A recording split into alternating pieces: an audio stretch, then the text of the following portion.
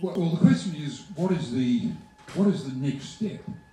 I think we need to get government MPs to ask questions. The way back to his enormous credit, George Christensen has been. I mean, I give him credit for that. He broke ranks, went to London. Barnaby Joyce raised the matter, went on the record. I'll hand it over to Greg and Mary. You've been involved in the lobbying exercise, but am I right in saying that seeing some political movement on the Conservative side of Australian politics would be the way of persuading Maurice Payne that this is a legitimate subject of representation to our US ally? Well, I think absolutely right, Bob. What I can say is that we've been spending a lot of time in Canberra, members of our team, and I've spent some time with the party of which I was once a member, particularly with some of the more liberal of a few Liberals that are left of the Liberal Party. But what I can say is this, there is no doubt there's been a shift in opinion. There's been a shift in opinion because of some significant developments. Whilst it's too modest to say, I think Bob's intervention in this has been extremely important. It's a former foreign minister in a government which was not sympathetic, and in an op-ed in which he says he's thought about it. That is significant because it gives others cover. The other point that I'd make very quickly is that we are getting, the group that Andrew Wilkie and George Christensen have set up involves key Centre Alliance senators, Rex Patrick. It involves other independents in the House of Representatives. It involves two members of the Greens. But those people like Rex Patrick are key to this government getting its legislation through the Senate. And so they are a point of pressure. I'm very optimistic now that we will see some Liberals break ranks. I think Christensen and Joyce have provided some cover, and I think that the response I got from a couple of MPs I spoke to this week was they were surprised at the amount of media that Christensen got and that Wilkie got, of a relatively positive nature, in fact a very positive nature. And so these, if you remember back to Hicks, this is what happened in Hicks. It was slow burn. And once you get matters in the Liberal Party, once you get matters in the party room, and you get the pressure on from people like Alan Jones and tonight I did Bolt, and you know, you get this start to get Sky News After Dark focusing on the issue. You know, that's what they watch, and that's what they read, and that is important to us. So this is a campaign which traverses the political spectrum, and that's what's important about it.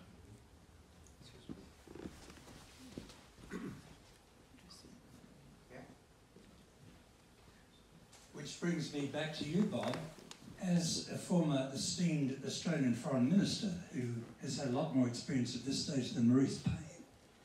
Why don't you, I mean, that was a very convincing argument you put, that you should be put to Maurice Payne. How about you seeking an appointment with her and saying exactly those things? I just wonder, with all the pressure that is now coming on the Liberal Party, whether she would be responsive to you. I think it's worth giving it a go, don't you? Think about that. Good. Thank you. Well, let me think about it, about its effectiveness. Richard, yes. Yes. Thank you.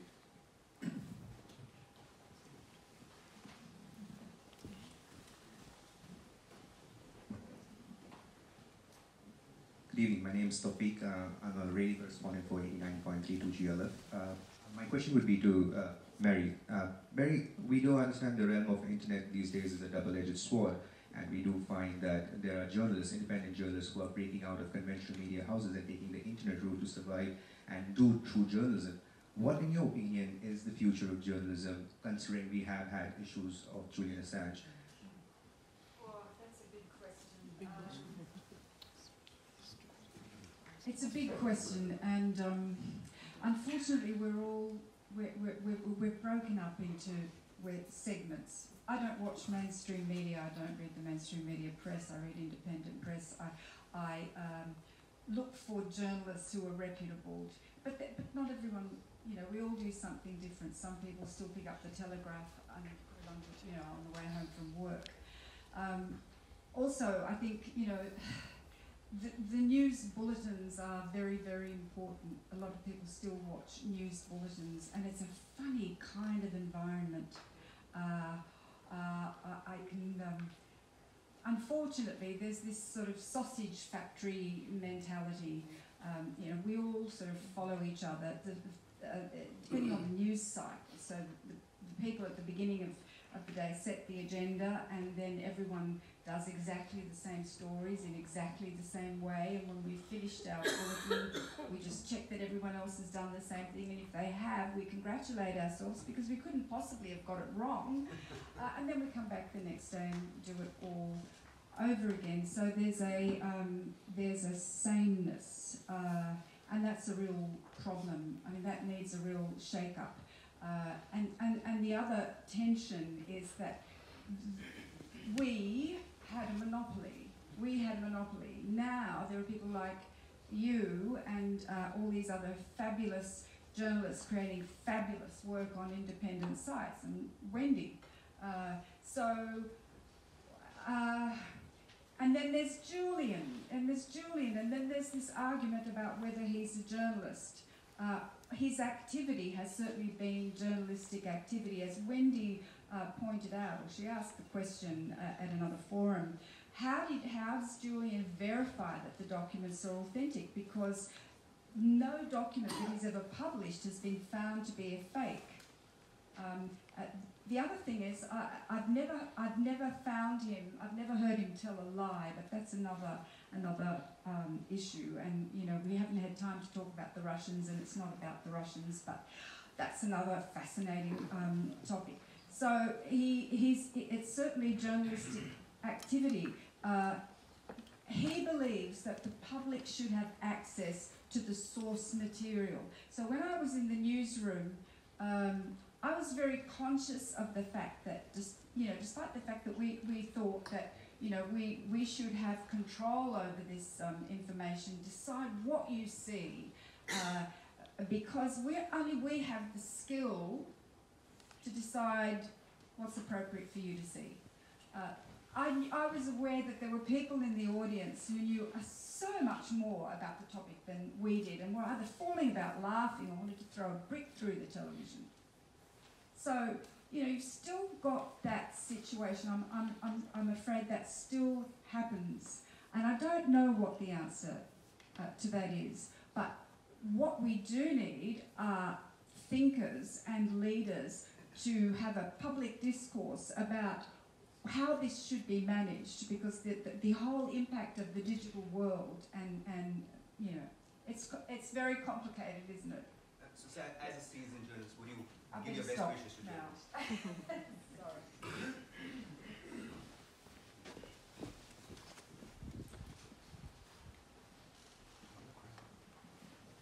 Good evening, distinguished speakers. My name's Peter Grulemans. I'm from Sydney West Peace Group. Is the real reason why the Australian government is reluctant and unwilling to help Julian because of the nature of our alliance with the United States? And I was at a meeting where the Defence Minister Alex Hawke spoke last year, and Alison Bronowski was there as well, and I asked him the question, would you be willing to have a rethink on the nature of this alliance, and why not? And I think this would be the subject of Bob's discussion with Maurice Payne as well. What Alex Hawke said was, we have too much in common. We share too many values. But can you please address to me whether the real reason behind that is simply that Australia has become so afraid that we will be attacked or will be marginalised in any sort of terroristic worldwide activity that the Americans have deceived us all into believing is true, especially after the events of 9/11, which I don't think have been credibly put to us at all.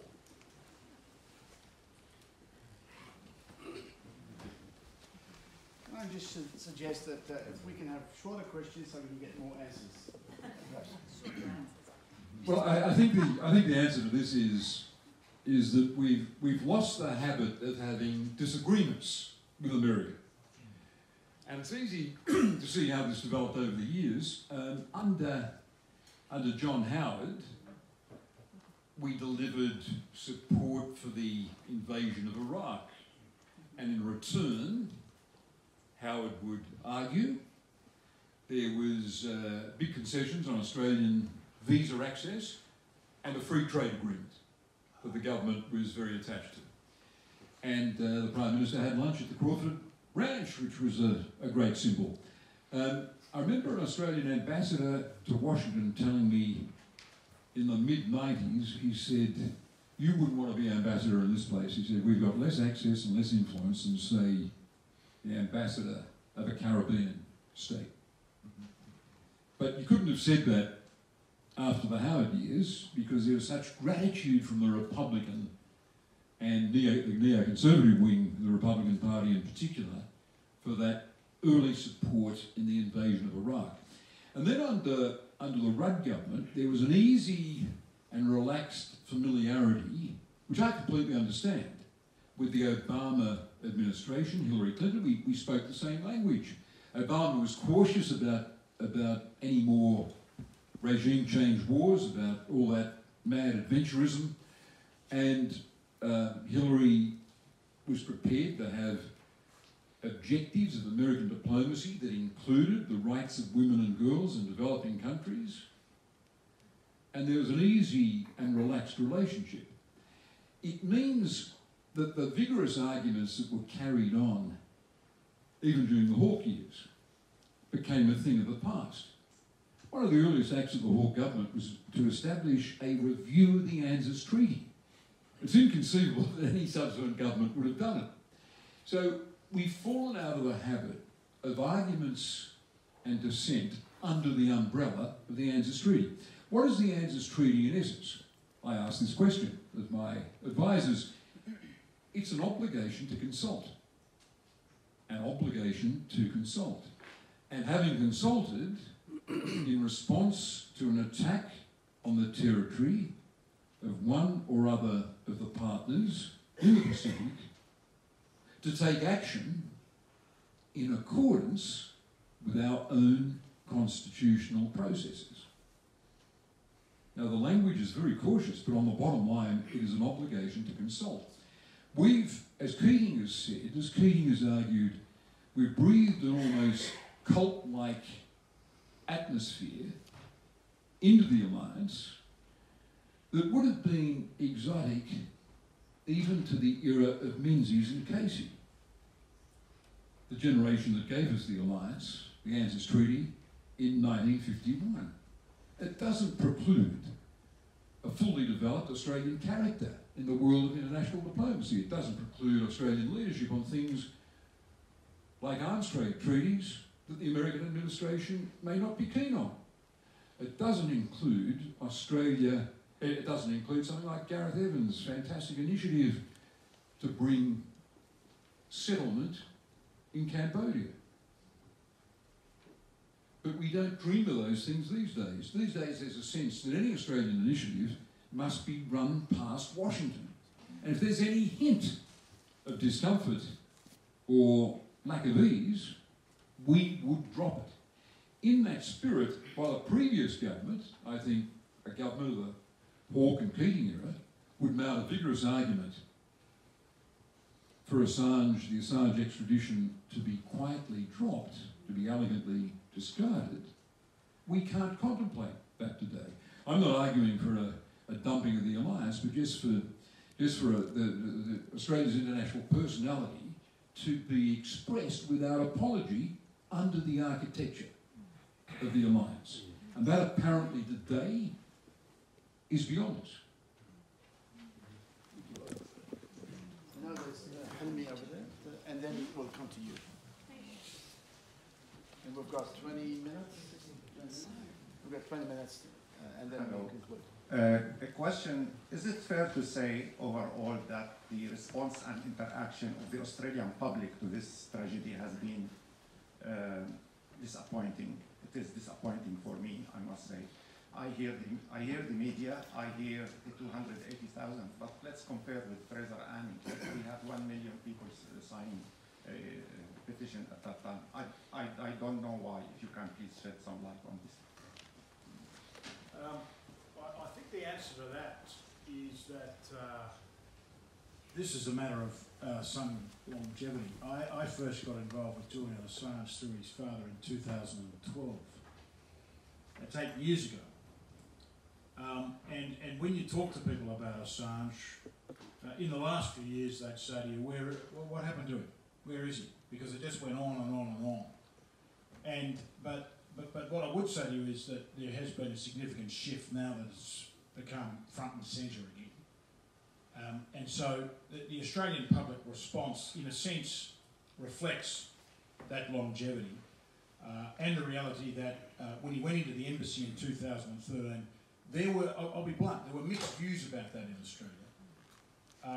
There were mixed views about Assange after the 2016 election. And that's not to say I support the critics. What I'm saying is there were mixed views in the community. Firstly about the Swedish issue, then about the issue of the Trump election. And there were people who no longer supported Assange as a result of that. Bob's point, though, is fundamentally right, and that is that, of course, the indictment here is not about Trump, it's not about the 2016 election, it's not about Sweden, it's not about going into the embassy. It's about the things that we've been talking about tonight. And I do think that does concern Australians.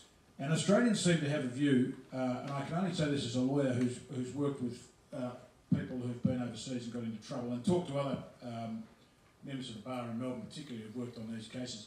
Australians seem to have a view that there's some legal obligation on the part of the government to help someone who's overseas and gets into trouble. There's not. But Australians do think that there is an obligation to assist. And that's what I hear now. Assist. Help. Get involved. He's an Australian. It's a fundamental premise because, and they said it about the Bali Nine, they've said it about Hicks, etc., etc. So I'm not disappointed by where we're at because it's inevitable given the history. But I do think, and I think Mary might have made the point about that Philip Adams, not the journalist, but another Philip Adams, that petition to Parliament of over around 280,000. I mean, that's extraordinary. But if you did it again today, after the last few weeks, it would be double.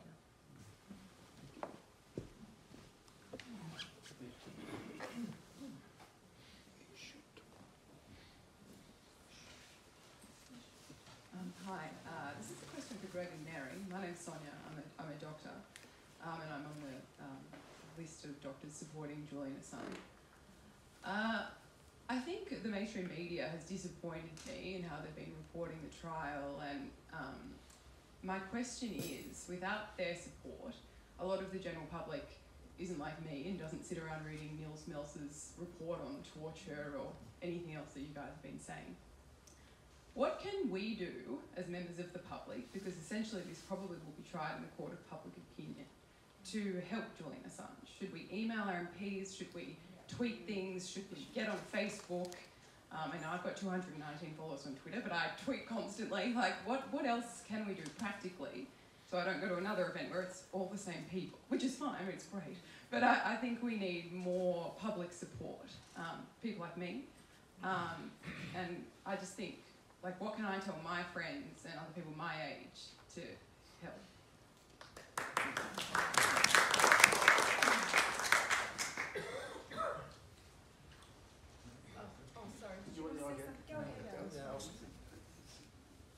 All of those things that you've just said, you can do. It's the same with every issue. You know, this is a democracy. There are ways that you can bring things to the attention of your local member, and if that person doesn't respond, then you take it to to the Premier of your state, or to the feds, or whoever. There are groups, support groups for Julian online. One is run by his mother, called Freedom for Julian. I think. I mean, you only need to look them up, and you can put your energy, your money, whatever contribution you personally feel you can make into things like that. And your point is so valid, because what I was trying to say earlier is that there are three things that have to happen at this very late stage to get Julian out of there. There has to be political pressure, as Bob has said. There has to be media pressure, as Mary has said, and there has to be public pressure. Those three things together will bring about what Greg is saying we can do even at this late stage. But the difference between Julian's position and, for instance, David Hicks' case, is that that took place within 6 months of an election which Howard thought he could lose. So he was on the back foot publicly. And that is, in a way, I don't wish to discourage anybody, but it's a little bit of a disadvantage for where we are now with Julian, because Scott Morrison doesn't have to face the voters for another 2 years. And so he doesn't feel under any kind of pressure, you know? And so it means that we have to put him under that kind of pressure to get the sort of result that we all want. Thank you. Yeah, sure. So I have 3 questions. Just very quickly, yes, I know what you're talking about, because we talk to each other on Twitter. I think what politicians understand is voters. And we need to ask everyone we know to write to their local member, because we need to build up momentum for the election. This could go on for another year, maybe. I don't know how long it's going to take to appeal and all of that. But we need a tidal wave of public opinion. We don't have that. We don't have it. And what I do is I email almost everyone in my contacts individually. I send them a link to the latest documentary. I send them a couple of things that I get emails back saying, "Oh my God, I wept. What can I do?" Write to your local member. You know, we've got to mobilise people to get in touch with their MPs. Thank you.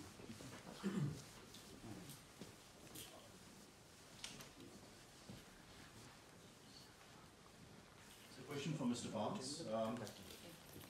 Let's say, it's a hypothetical scenario, and in an unfortunate circumstances where Julian Assange suffers a medical episode of some kind.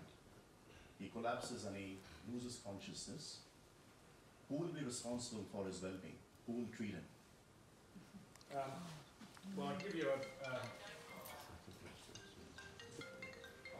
give you a legal answer, but it's also, as a matter of realism, it's the same. And that is that the British government has a duty of care, as do governments in Australia, to all prisoners. And that duty, as the courts have said, both in the UK and Australia, is to provide a standard of health care, which is a reasonable standard of health care, more honoured in the breach in many circumstances. And so the British government would have a very direct legal responsibility. Mary's point to Maurice Payne is a moral responsibility. It's not a legal responsibility on the part of Australia, it's a moral responsibility.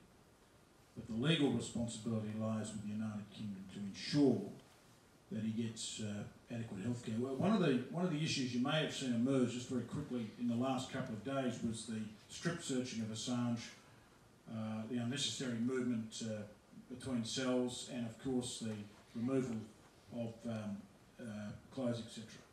And the judge saying, well, go and discuss it with the authorities, because courts are always very reluctant to get involved in what they see as a function of the executive government. And so that's one of the issues and tensions in this particular case, which is particularly prominent.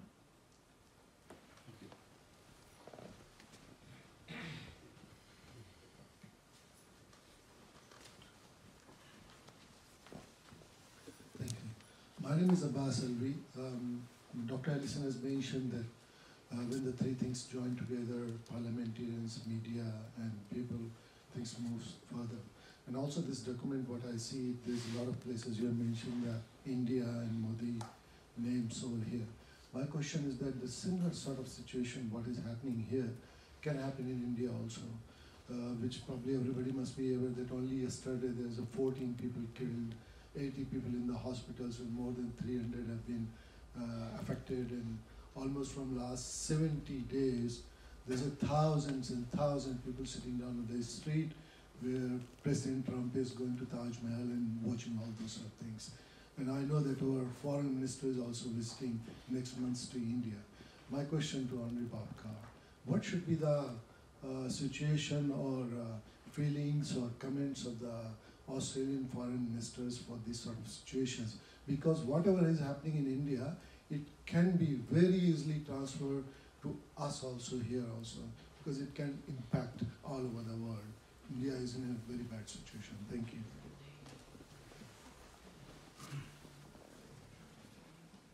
Well, there are plenty of precedents for an Australian foreign minister with his or her counterpart raising human rights issues. We can do that. But you've got to think carefully about how you do it and how you frame the argument. I think the wisdom is that it's very hard for another country to influence the domestic behaviour of even a friendly nation with whom you've got a good partnership. I think we have, I was about to say the final question. We'll take the last two questions, this lady here and yourself. Yes, thank you very much. Obviously, Bob's contribution has been extremely significant. But what I'm wondering, and I'm personally going to be writing to my local